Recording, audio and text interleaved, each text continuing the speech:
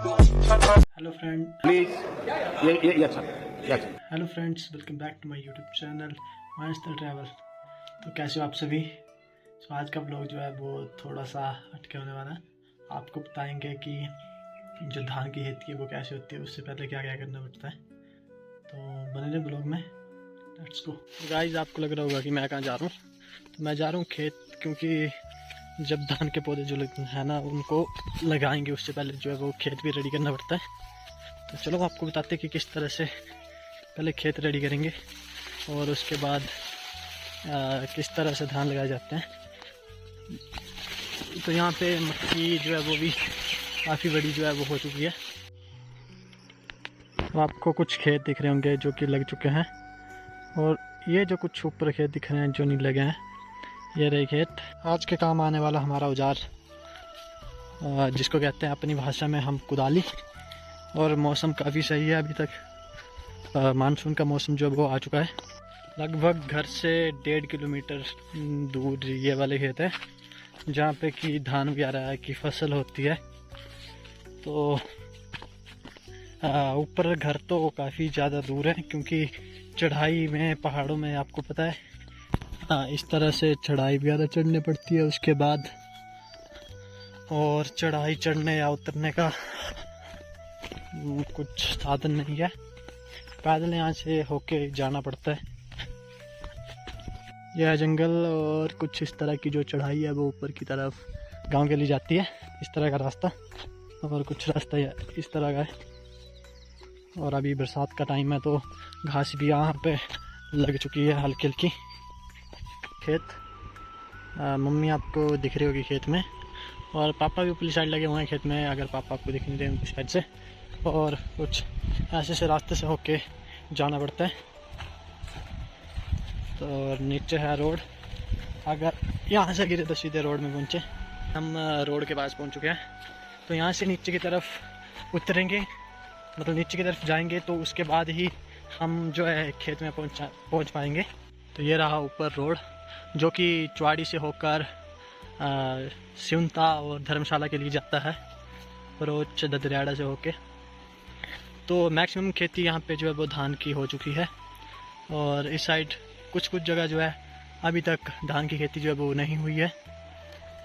खेत को जाते समय कुछ ऐसे से रास्तों से होके गुजरना पड़ता है जिनकी हालत काफ़ी ख़राब हो चुकी है। तो कुछ ऐसे से रास्ते हैं जो कि खेतों के जाते समय रास्ते में थोड़ा इनकी कटिंग करने वाली हो चुकी है, जो यहाँ पे पेड़ पूड़ लगे हैं। तो अभी हम पहुँच चुके हैं नाले में। नाले में काफ़ी ज़्यादा आवाज़ जो है आपको पानी की सुनाई दे रही होगी। तो इसी तरह हम नाले को क्रॉस करके दूसरी तरफ जाएंगे, तब जाके हम खेत में पहुँचेंगे।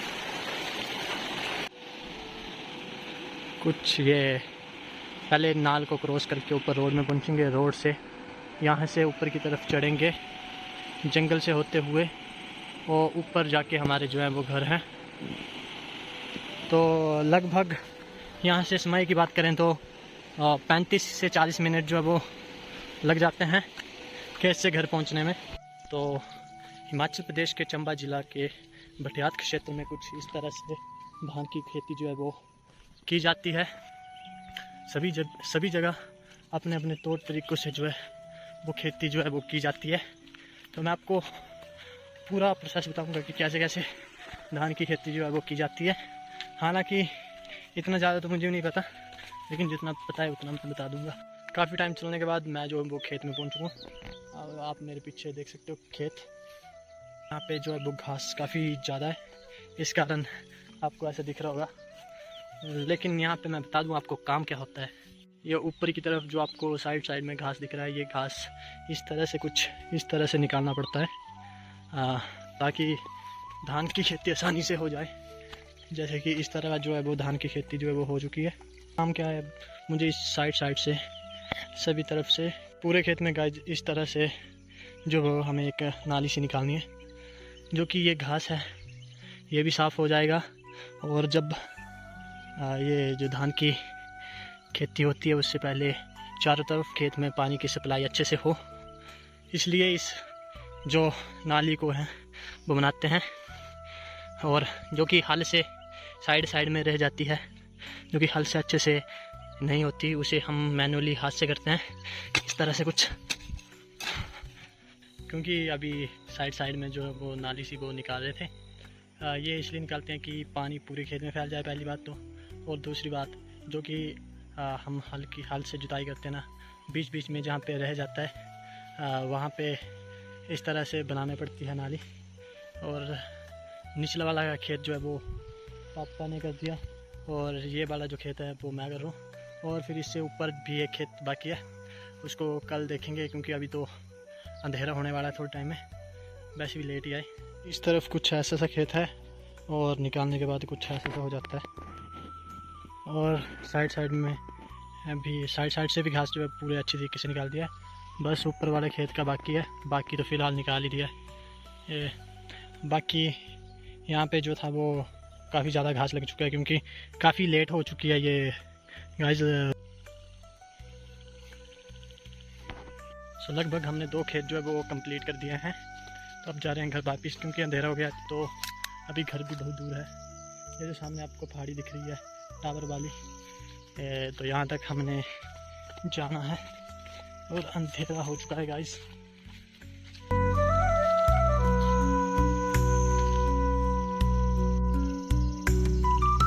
तरह के रास्ते से होके हमें जो है वो घर की तरफ जाना पड़ता है, और वो रहा रोड, और रोड से कुछ ही दूरी पे है हमारा घर। इससे भी थोड़ा से ऊपर है गाइस, ऊपर से बताएंगे आपको। और अंधेरा जो वो काफ़ी ज़्यादा हो चुका है। काम को लगभग आधा समाप्त करने के बाद अब जा रहे हैं हम घर की तरफ, हाथ पैर धो लेते हैं और चलते हैं घर की तरफ। फिर